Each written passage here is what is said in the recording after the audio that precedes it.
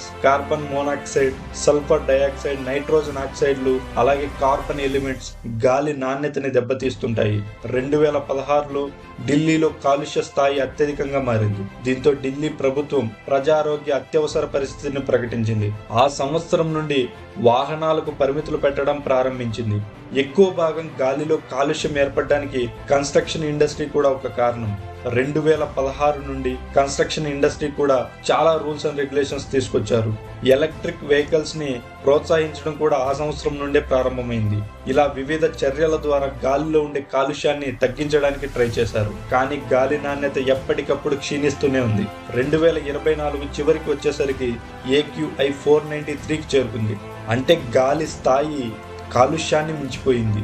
AQI అంటే air quality index. గాలిలో కాలుష్యం స్థాయిని కొలవడానికి ఉపయోగిస్తారు. ఈ స్కేల్లో 0 నుండి 500 వరకు రీడింగ్స్ ఉంటాయి. స్కేల్లో రీడింగ్స్ పెరిగే కొద్దీ గాలిలో నాణ్యత తగ్గింది అని అర్థం. నిజానికి 0 నుండి 50 మధ్య ఉంటే గాలి నాణ్యత చాలా బాగున్నట్టు. 50 నుండి 200 మధ్యలో ఉంటే గాలిలో నాణ్యత తగ్గిందని అర్థం. అదే స్కేల్ రీడింగ్ AQI 200కు మించి ఉంటే అక్కడ మనుషులు జీవించడం ప్రమాదకరమని అర్థం. ఇప్పుడు ఢిల్లీలో AQI 493గా ఉంది. అంటే ఎంత ప్రమాదం అర్థం చేసుకోండి.